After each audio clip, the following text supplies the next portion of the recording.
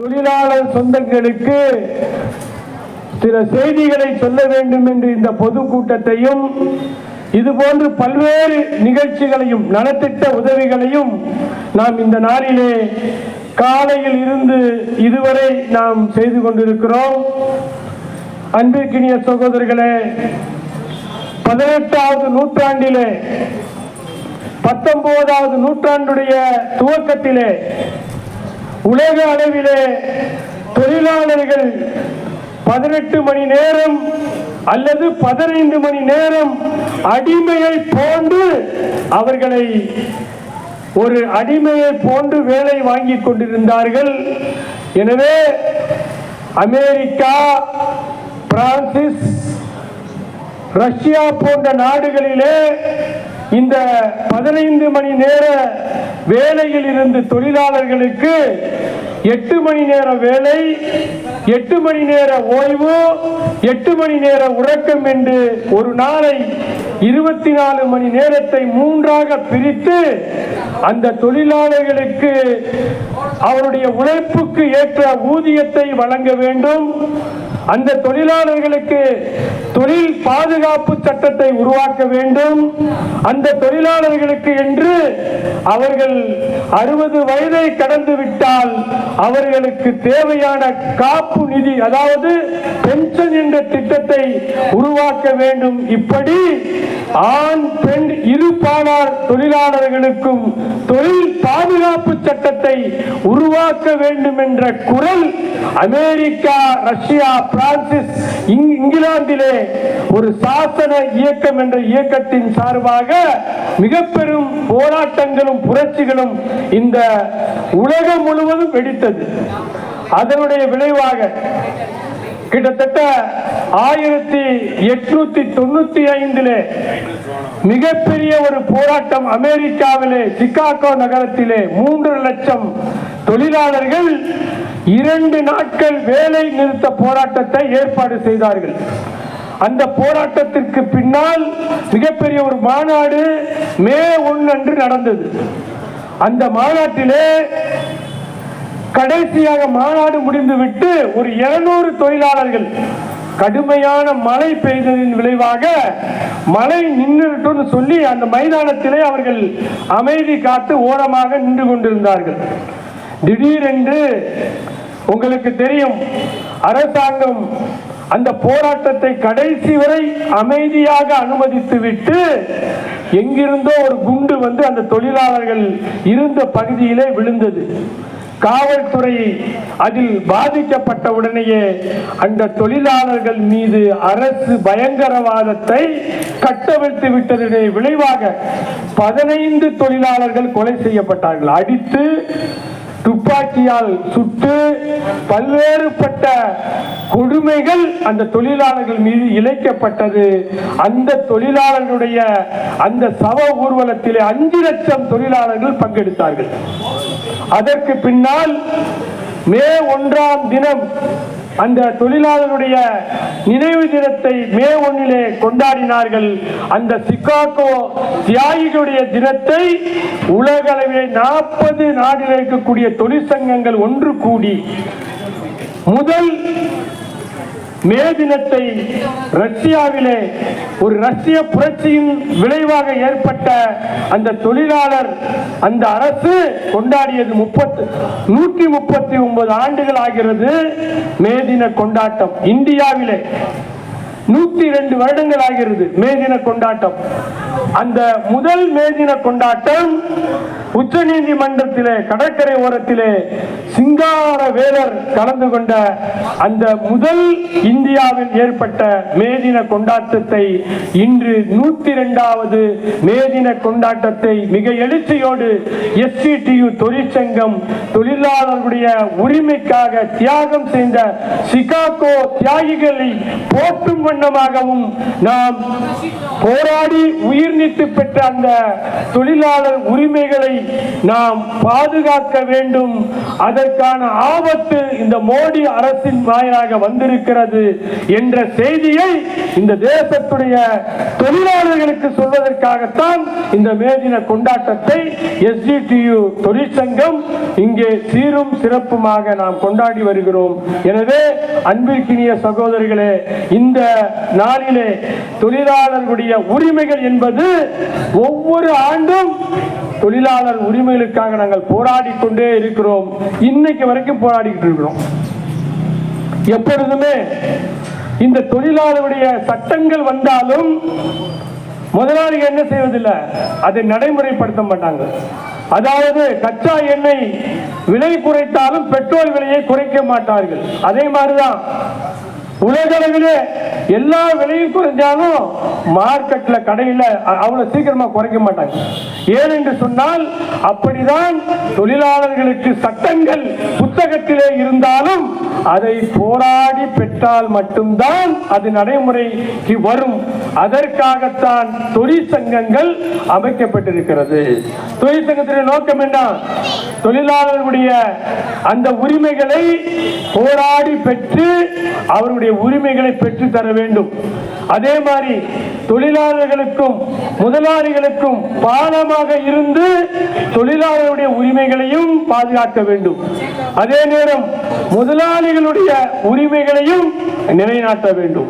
அதே நேரத்தில் தொழிலாளர்களுடைய அந்த அரசாங்கத்திடம் இருந்து சில சலுகைகளை பெற்று தர வேண்டும். ஏனென்று சொன்னால் வெறும் முதலாளிகள் மட்டும் என்ன செய்ய முடியாது, தொழிலாளருடைய வாழ்க்கையை முன்னேற்ற முடியாது. அரசாங்கம் என்ன செய்யணும்? அதற்கான சலுகைகளை அவர்கள் சட்டங்களை வகுக்க வேண்டும். தொழிலாளர்களுடைய முன்னேற்றத்திற்கான சட்டங்கள், தொழிலாளருடைய பாதுகாப்பான சட்டங்கள், தொழிலாளர்களுக்கு அதாவது பாதிப்பு ஏற்பட்டால், தொழில் செய்யும் போது ஒரு விபத்து ஏற்பட்டால் விபத்துக்கான அந்த உதவித்தொகை, அதே போன்று மருத்துவ காப்பீடு என்று ஒன்று அறிவித்திருக்கிறார்கள். அந்த காப்பீடு தொகை அந்த தொழிலாளர்களுக்கு முறையாக போய் சேருகிறதா, அல்லது அரசு துறையில் இருக்கக்கூடிய தொழிலாளர்களுக்கு தொழில் சட்டங்கள் முறையாக நடைமுறைப்படுத்தப்படுகிறதா? அது சாதாரண ஒரு கடையில வேலை செய்யக்கூடிய தொழிலாளர்களுக்கு முதலாளி அரசாங்கம் உலகத்திலே வகுக்கப்பட்ட தொழில் சட்டங்கள் முறையாக செயல்படுத்தப்படுகிறதா? ஒரு ஜவுளி கடையில ஒரு தொழிலாளி 3 மணி நேரத்துக்கு மேல நின்று வேலை செஞ்சா அவருக்கு சேர கொடுத்து என்ன செய்யணும்? உட்கார வைக்கணும். அதற்காக சேரு 10 தொழிலாளர் இருந்தா 10 சேரு போட்டிருக்காங்களா? அந்த 10 தொழிலாளர்களுக்கு பாத்ரூம் இருக்குதா? அந்த 10 தொழிலாளர்கள் பெண்கள் இருந்தா அவர்களுக்கு பாலூட்டும் அறை அந்த கம்பெனியில ஏற்படுத்தி இருக்கிறார்களா? ஓய்வு அறை அந்த கம்பெனியில ஏற்படுத்தி இருக்கிறார்களா? அல்லது அந்த கம்பெனியில அவர்களுடைய ரீஃப்ரெஷ் ஆவறதுக்கு பாத்ரூம் சரியாக இருக்கிறதா? அல்லது அந்த தொழிலாளர் நோய்வாய்ப்பட்டால் அவர்களுக்கு மருத்துவ உதவி எங்கக்கூடிய இஎஸ்ஐ மருத்துவமனையிலே அவர்களுக்கு அட்டை போட்டு இருக்கிறார்களா? முறையாக மருத்துவம் நடைபெறுகிறதா? இப்படி தொழிலாளர்களுடைய அனைத்து உரிமைகளும் சரியாக நடக்கிறதா என்பதை கண்காணிப்பதற்காகவும் பெற்றுத் தருவதற்காகவும் அதில் ஏதாவது தவறு நடந்தால் தட்டி கேட்பதற்காகவும் தான் தொழிற்சங்கங்கள் ஆரம்பிக்கப்பட்டது. அது மட்டுமல்ல, உழைப்புக்கு ஏற்ற ஊதியம் தருகிறார்களா? வேலை வாங்க 8 மணி நேரம் சக்கையா புழிஞ்சிட்டு 300 ரூபாய் வேஜஸ் கொடுக்கலாமா? மினிமம் வேஜஸ் 650 ரூபாய் இருந்து 800 ரூபாய்க்கு கொடுக்கப்படும். வேலைக்கேற்ற ஊதியம் கொடுக்கப்படுகிறதா? கொடுக்கப்படலன்னா சட்டையை பிடிச்சி என்ன செய்யணும்? அந்த தொழிலாளர்களுக்கு நியாயமான ஊதியத்தை பெற்றுத்தர வேண்டும். இதெல்லாம் தான் யாருடைய வேலை? தொழிற்சங்கத்துடைய வேலை. தொழிற்சங்கத்தில் இருக்கக்கூடிய தொழிலாளர்கள் 2 வகையான தொழிலாளர்கள் இருந்து கொண்டிருக்கிறார்கள். ஒன்று, அரசாங்க உத்தியோகத்தில் இருக்கிற தொழிலாளர்களுக்கு அரசு பொறுப்பேற்றுக் கொள்கிறது. ஆனால் இந்த பிரைவேட் ஆட்டோ ஓட்டுறவங்க, மேஸ்திரி, தச்சர்கள், பிளம்பர்கள், எலக்ட்ரீஷியன், வீட்டு வேலை செய்யறவங்க, ரோட்ல கடை போட்டுக்கிறவங்க, இப்படி அமைப்பு சாரா தொழிலாளர்களை தொழிற்சங்கங்கள் கைவிட்டு விட்டது. அந்த ஏழை ஒடுக்கப்பட்ட தொழிலாளர்களுக்காகத்தான் குறிப்பாக STTU தொழிற்சங்கம் தேசம் முழுவதும் அவர்களுக்காக பாடுபட்டு வந்து கொண்டிருக்கிறது என்பதை இந்த தருணத்தில் நான் பதிவு செய்ய கடமைப்பட்டிருக்கிறேன். எனவே அன்பிற்கினிய சகோதரர்களே, இன்று தேசத்தில் தொழிலாளர்களுடைய உரிமைகள் இன்று நிலைநாட்டப்பட்டிருக்கிறதா? குறிப்பாக மோடி அரசு ஆட்சிக்கு வந்த பின்னால் கம்பெனி, அதாவது 44 சட்டங்கள் நம்முடைய தொழிலாளர் சொந்தங்கள் போராடி உயிர் நீத்து கொண்டு வந்த அந்த 44 சட்டங்களிலே 10 பேர் ஒரு கம்பெனியில் வேலை செஞ்சாலும் இப்படி எல்லா வசதிகளையும் செஞ்சு கொடுக்கணும் அந்த பழைய சட்டத்தில். ஆனா இந்த புதிய சட்டத்தில் எப்படி போட்டுட்டாங்கன்னா 300 பேர் இருந்தா போதும் அப்படின்னு முறையை கொண்டு வந்து தொழிலாளருடைய உரிமையை இந்த மோடி அரசு பறித்து விட்டது. அது மட்டும் இல்ல, பழைய சட்டத்தில் நிரந்தர வேலையா 362 நாள் அவன் வேலை பார்த்திருந்தா என்ன செய்யணும்? நிரந்தர வேலையா பதிவு செய்யணும். ஒரு ஆள் நிரந்தர வேலையாயிட்டா என்ன செய்யணும்? இன்கிரிமெண்டேஷன், அதாவது அவருக்கு சேலரி உயர்வு 10% 20% வருஷமாக அவருக்கு என்ன செய்யணும்? இன்க்ரீஸ் பண்ணி கொடுக்கணும்.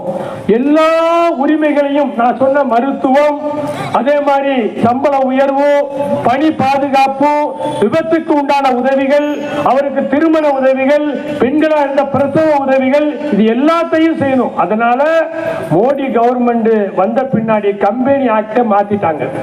இந்த கம்பெனி ஆக்ட் எப்படின்னா 11 மாசம் அக்ரிமெண்ட் போட்டு 12வது மாசம் அவர் வெளியே தள்ளிடுவாங்க. வேலை இல்ல, 2 மாசம் கழிச்சிடுவாங்க. மறுபடியும் மீண்டும் ஒப்பந்த தொழிலாளர் என்ற முறையை இன்று எல்லா துறையிலும், அது இந்த துறை அந்த துறையில் இல்ல, அரசாங்கத்தில் இருக்க, குறிப்பா கார்பரேஷன்ல, குறிப்பா ராணுவத்தில் கூட. அதனாலதான் பார்லிமெண்ட்ல ஒருத்தன் உள்ள போந்து புகை குண்ட அடிச்சான். என்னன்னு கேட்டா அந்த பாதுகாப்பு பணியில் இருக்கக்கூடிய கூட ஒப்பந்த தொழிலாளர்கள். இப்படி எல்லா துறையிலையும் தனியார் மயம், தாராள மயம். இந்த கவர்மெண்ட் பஸ் ஓட்டுற அந்த டிரைவரை கூட ஒப்பந்த தொழிலாளர் முறை. எப்படி டிராக்டர் ஓட்டுறோம்னா பஸ்ஸை ஏற்றி விட்டோம், பஸ் டிராக்டர் ஓட்டுற மாதிரி பஸ்ஸை ஏற்றிட்டு போனோம் எல்லார் மேலையும். இப்படி எல்லா துறையிலையும் நிரந்தர தொழிலாளர்களை ஒழித்துவிட்டு ஒப்பந்த தொழிலாளர் முறையை கொண்டு வருவது, இது முழுக்க முழுக்க கார்ப்பரேட்டுகளுக்கு ஆதரவான இந்த 44 சட்டத்தை 4 சட்டமாக மோடி அரசு திருத்தி அவருடைய அதானி, அவருடைய நண்பர்களான அதானிக்கும் அம்பானிகளுக்கும் இந்த தொழிலாளர் சட்டங்களை 4 சட்டமாக திருத்தி இந்திய தொழிலாளர்களை அடிமைகளாக்க இந்த மோடி அரசு தொடர்ந்து முயற்சி செய்து வருகிறது. நலவாரியம், ஒரு அரசு தொழிலாளர்களுக்கு கொடுக்க வேண்டிய அந்த நலவாரியத்தை கூட கலைத்து விடலாம் என்று மோடி அரசு ஆலோசனை கூறியிருக்கிறது. இப்படி இந்த மோடி அரசு முழுக்க முழுக்க ஒரு கார்ப்பரேட் நிறுவனத்துடைய முதலாளிகளுக்கு ஆதரவாக செயல்பட்டு வந்து கொண்டிருக்கிறது. இது எதை குறிக்கிறது என்று சொன்னால், ரஷ்யாவிலே சார் மன்னர்கள் ஆட்சி செய்யும் பொழுது தொழிலாளர்களுக்கு எதிரான மிகப்பெரிய ஒரு அடக்குமுறை அங்கு நடந்தது. அந்த அடக்குமுறைக்கு எதிராக ஏற்பட்ட புரட்சி தான் நவம்பர் புரட்சி. அந்த தொழிலாளர்களுடைய போராட்டம் என்பது, தொழிலாளருடைய போராட்டம் ஒரு அரசியல் மாற்றத்திற்கே வித்திட்டது. எனவேதான் நாம் சொல்கிறோம், இந்தியாவில் இருக்கக்கூடிய இந்த மோடி அரசுக்கு எதிராக யார் பேசினாலும், அவருடைய மக்கள் விரோத சட்டங்களை யார் தட்டி கேட்டாலும் அந்த தலைவர்கள் இடி, NIA, அதே போன்று அரசாங்கத்துடைய அந்த அத்தனை துறைகளை கொண்டு அவருடைய எல்லா துறையும் மோடியுடைய கைப்பாயாக, பிஜேபி ஒரு பிரான்ச்சாக, துணை அமைப்பாக செயல்படுத்தி அவர்களை எதிர்க்கின்றவர்களை நசுக்கி வருகிறார்கள். அவர்களுக்கு நாங்கள் இந்த STTU தொழிற்சங்கத்தின் சார்பாக நாங்கள் உன்னை சொல்லிக்கொள்ள கடமைப்பட்டிருக்கிறோம். எத்தனை துறைகளை, எத்தனை அமைப்புகளை வைத்து நீங்கள் நசுக்கினால் ஆனாலும் ஒரு பொழுதும் SCTU STP உடைய தொண்டர்களை நீங்கள் அடக்கி ஒடுக்கி அடிபடிந்த வைக்க முடியாது. ஒரு சொந்தம் இருக்கின்றவரை தொடர்ந்து போராட்டம் நடந்து கொண்டே இருக்கும். இந்த நேரத்தில் ஒரு புரட்சி வெடித்து ஒரு புதிய சகாப்தம் உருவாகின்றவரை, தொழிலாளர்களுக்கான ஒரு அரசு இந்த தேசத்தில் அமைகின்றவரை எங்கள் போராட்டம் நிற்காது, நடந்து கொண்டே இருக்கும் என்பதை நான் இந்த மே தின கொண்டாட்டத்தின் வாயிலாக இந்த ஏகாதசிய மோடி அரசுக்கு எதிராகவும் இந்த தமிழகத்தில் இருக்கக்கூடிய அல்லது இந்தியாவில் இருக்கக்கூடிய தொழிலாளர்களுக்கு எதிரான அனைத்து அரசியல் கட்சிகளுக்கும் எதிராகவும் நாங்கள் கூறிக்கொள்கிறோம். இது ஏதோ உணர்ச்சி வசப்பட்டோ ஏதோ ஆத்திரத்திலோ சொல்லக்கூடிய வார்த்தைகள் அல்ல. தமிழகத்தில் இருந்துதான் இந்த தேசத்தில் பல்வேறு போராட்டங்கள் வெடித்திருக்கிறது. எனவேதான் முதல் மே தின கொண்டாட்டம் தமிழகத்திலே சிங்காரவேலனுடைய தலைமையிலே நடைபெற்றது. அதே சென்னையில் இருந்துதான் SCTU தன்னுடைய கணக்கை தொடங்கும் என்பதை நான் இந்த நேரத்தில் கூறிக்கொள்ள கடமைப்பட்டிருக்கிறேன். எனவே அன்பிற்கினிய சகோதரர்களே, இந்த தொழிலாளர் சட்டங்களை எப்படியாவது துடைத்து எரிந்து விட்டு இந்த தேசத்தில் இருக்கக்கூடிய தொழிலாளர்களை அடக்கி ஒடுக்கி அடிபணிய வைத்து அடிமையாக்கி அந்நிய சக்திகளுக்கு இவர்கள் தொழிலாளர்களை ஒரு அடிமைகளை போல் நடத்திவிடலாம் என்று எண்ணிக்கொள்ளாதீர்கள். தொழிலாளர்கள் தங்களுடைய இரத்தத்தை வேர்வையாக சிந்தி நாட்டினுடைய முன்னேற்றத்திற்காக தொடர்ந்து உழைக்கின்ற நாங்கள் உங்களுக்கு எதிராக திரட்டு எறிந்தால் நீங்கள் வந்த வழியே வீசி எறியப்படுவீர்கள் என்பதை இந்த தருணத்தில் கூறிக்கொள்ள கடமைப்பட்டிருக்கிறேன். அதே நேரத்தில் மாநில அரசு திமுக அரசிற்கு எங்களுடைய மண்டல செயலாளர் ஒரு கோரிக்கையை வைத்தார். நாங்கள் தொடர்ந்து ஆட்டோ தொழிலாளர்கள் ஏதோ திருடக்கூடாது, செயின் பறிப்பில் செய்யக்கூடாது, கண்ணியமாக வாழ வேண்டும் என்று படித்தவரும் பாட்டாளியும் ஏதோ சொந்த பணத்திலே ஆட்டோ வாங்கி கடன் வாங்கி ஆட்டோ ஓட்டி பிழைத்துக் கொண்டிருக்கிறோம். விலைவாசி விண்ணை முட்டிக்கொண்டு சென்று கொண்டிருக்கிறது. எங்களுக்கு உச்ச நீதிமன்றம், அதாவது நம்முடைய சென்னை நீதிமன்றம் சொன்னதை போன்று நீங்கள் மீட்டர் கட்டணத்தை உயர்த்தி தாருங்கள் என்று இனிமேல் ஒப்பாரி வைக்க மாட்டோம். இனிமேல் உங்களுக்கு எதிராக தொழிலாளர்களை திரட்டி செல்லும் என்பதை இந்த தருணத்தில் கூறிக்கொள்கிறோம். எனவே மாண்புமிகு முதலமைச்சர் அவர்கள் உடனடியாக மீட்டர் கட்டணத்தை உயர்த்தி தர வேண்டும். அதே நேரத்தில் இந்த 2019 புதிய மோட்டார் வாகன சட்டத்தை நீங்கள் அதிமுக ஆட்சியிலே இருக்கும் போது முதலமைச்சர் அவர்கள் கருணாநிதியுடைய முத்துவேல், கருணாநிதியுடைய மகன் மு.க. ஸ்டாலின் அவர்கள் சொல்கிறேன், நான் இந்த புதிய மோட்டார் சட்டத்தை நாங்கள் ஏற்க மாட்டோம், நாங்கள் அதற்கு எதிராக போராடுவோம் என்று நீங்கள் சொன்னீர்கள்.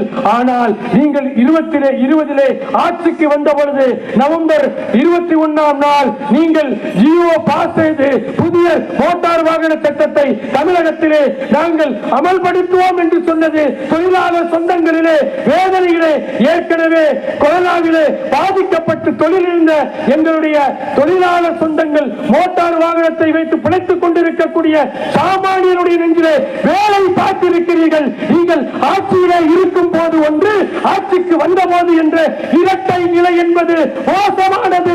ஒன்றை சொல்கிறோம், நீங்கள் எதிர்கட்சியாக இருக்கும் போது எதிர்த்தீர்களே, நாங்கள் உங்களை எதிர்கட்சியாக மீண்டும் ஆக்கி விடுவோம் என்பதை இந்த ஆர்ப்பாட்டத்தின் போராட்டத்தின் வாயிலாக கூறிக்கொள்கிறோம். எனவே புதிய மோட்டார் வாகன சட்டத்தை நீங்கள் உடனடியாக வாபஸ் பெற வேண்டும் என்று SCTU தொழிற்சங்கம் பல்வேறு போராட்டங்களை நாடு முழுவதும் நாங்கள் நடத்தி இருக்கிறோம்.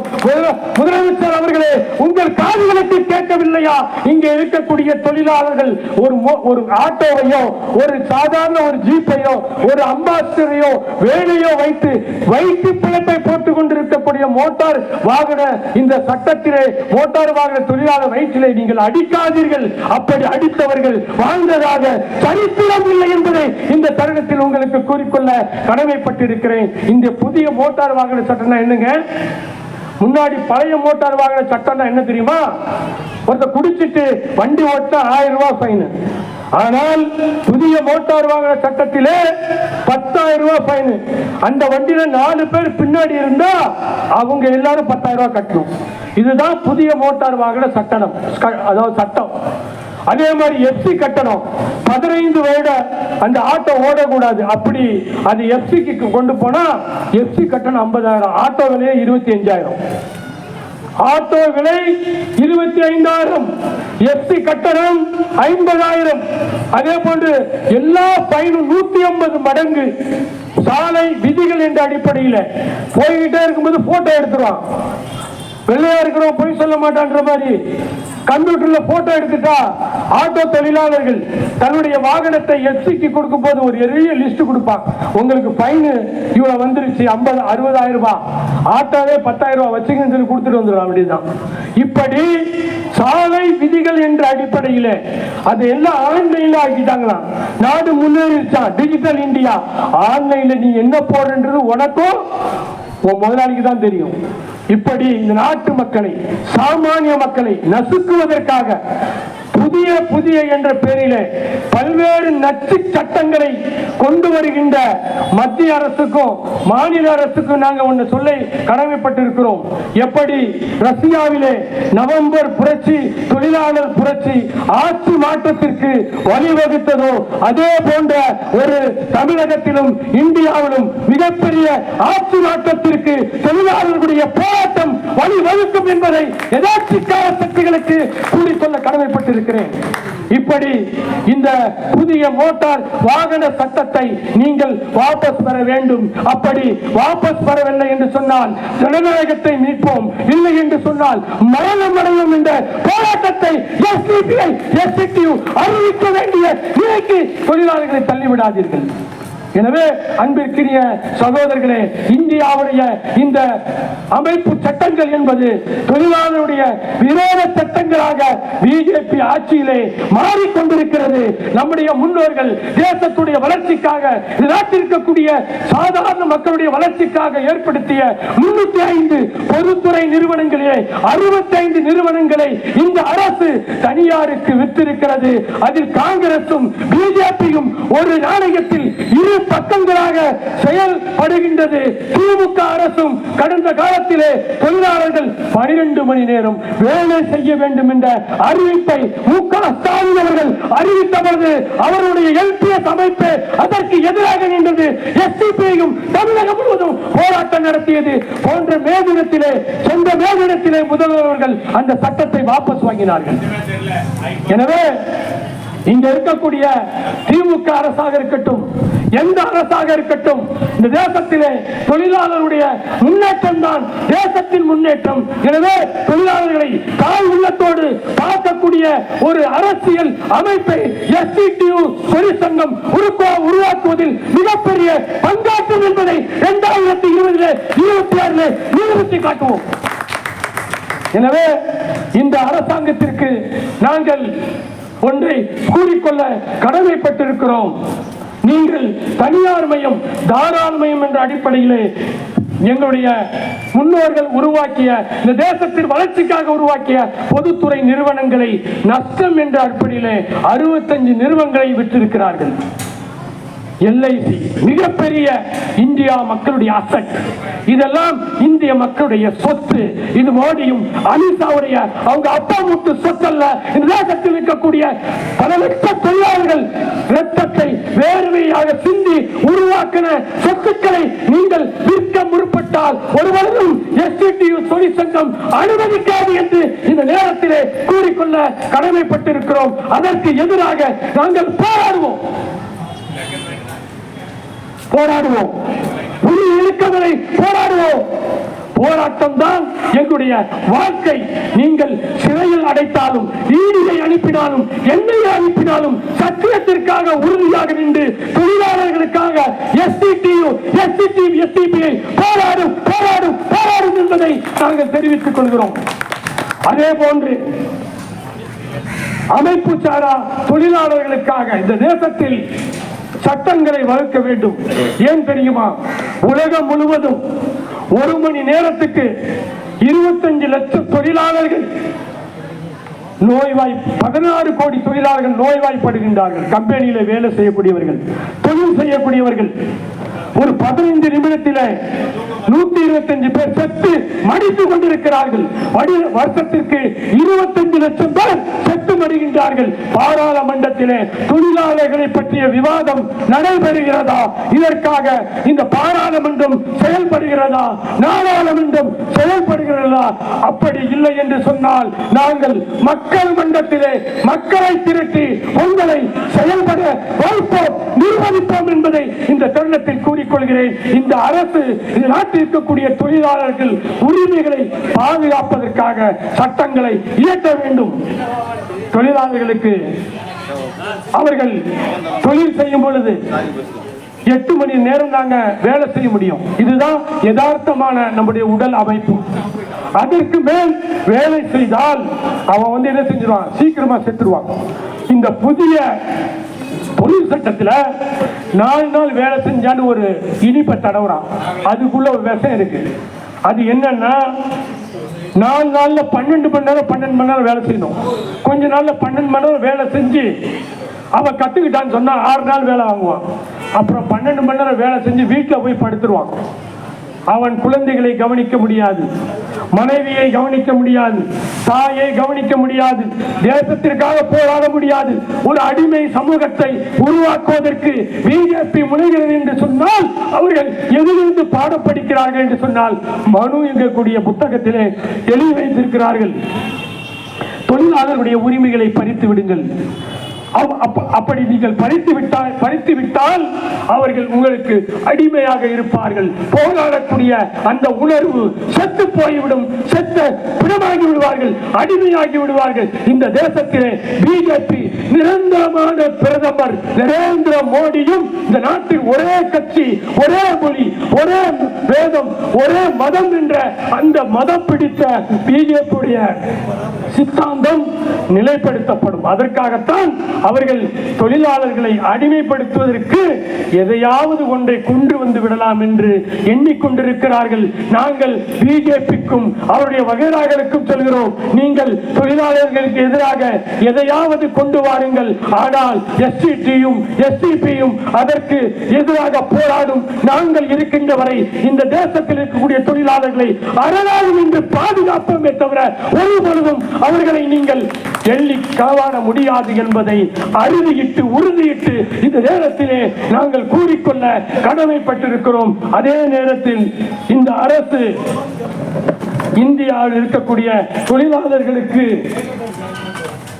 அத்தனை சட்டங்களையும் அவர்களுக்கு சுகாதார முறையிலே நல்ல முறையில் வாழ்வதற்கு ஒரு வீடு, கண்டிப்பா ஒரு வீடு, அவருடைய ஒவ்வொரு குடும்பத்திற்கும் அரசு வேலை வழங்கி தொழிலாளர்களை வாழ வைக்கக்கூடிய ஒரு அரசியல் சித்தாந்தத்தை எஸ்டிடியு உருவாக்கும். இந்த தேசத்திற்குரிய அனைத்து தொழிலாளர்களையும் ஒன்று திரட்டி நாங்கள் உருவாக்குவோம். அதே நேரத்தில் இன்று சுங்க வரி என்ற அடிப்படையிலே சுங்கச்சாவடி என்று வைத்துக் கொண்டு நாட்டு மக்களை கொள்ளையடிக்கக்கூடிய மத்திய அரசிற்கு மாநில அரசு துணை போகக்கூடாது. சுங்கச்சாவடியை நாங்கள் ஆட்சிக்கு வந்தால் மூடுவோம் என்று பொய்யுரைத்த அமித்ஷாவை உங்களை பார்த்து கூறுகிறோம். 1075 சுங்கச்சாவடிகளை அமைத்து நீங்கள் லாரியிலும் காரிலும் அனைத்து வாகனத்திலும் நீங்கள் பகல் கொள்ளை அடித்துக் கொண்டிருக்கிறீர்கள். இதை நிறுத்தவில்லை என்று சொன்னால் சுங்கச்சாவடிகளை இந்த தேசத்தில் இருக்கக்கூடிய மக்கள் சூறையாட வேண்டிய நிலைமையை ஏற்படுத்தி விடாதீர்கள் என்பதை இந்த கூட்டத்தின் வாயிலாக நான் கேட்டுக்கொள்கிறேன். அதே நேரத்தில் தமிழகத்திலே 72 சுங்கச்சாவடி இருக்கிறது. முத்துவேல் கருணாநிதி மகன் ஸ்டாலின் அவர்கள் மக்களுக்காகவும் தேசத்திற்காகவும் உழைத்துக் கொண்டிருக்கிறீர்கள். மேதின வாழ்த்துக்களை தெரிவித்திருக்கிறீர்கள். நாங்கள் உங்களுக்கும் வாழ்த்துக்களை தெரிவித்துக் கொள்கிறோம். அதே நேரத்தில் 32 சட்டவிரோத சுங்கச்சாவடிகள் இயங்கிக் கொண்டிருக்கிறது. கடந்த ஒரு வாரத்திற்கு முன்னால் நீங்கள் 5% 10% மத்திய அரசு சுங்கச்சாவடி கட்டணத்தை உயர்த்தியிருக்கிறது. நீங்களும் தலையாட்டிக் கொண்டிருந்தீர்கள் என்று சொன்னால் உங்கள் தலையையும் தமிழக மக்கள் அசைத்து பார்ப்பார்கள் என்று உங்களுக்கு எச்சரிக்கை செய்கிறோம். 32 சுங்கச்சாவடிகளையும் உடனே இழுத்து மூட வேண்டும் என்று இந்த கோரிக்கையை வைக்கிறோம். அதே மாதிரி அதாவது மெட்ரோ இரண்டாவது திட்டம் ஆரம்பித்திருக்கிறது.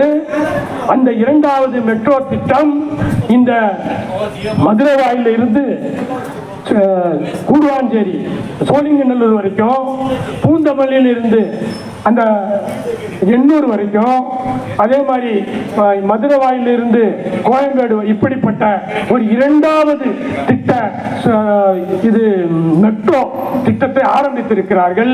அந்த மெட்ரோ திட்டத்தை இதற்கு முன்னால் அந்த மெட்ரோ திட்டத்துடைய முதலாளி யாரு? தமிழக அரசு தான். அது அவங்க தான் ஃபண்ட் பண்ணும்.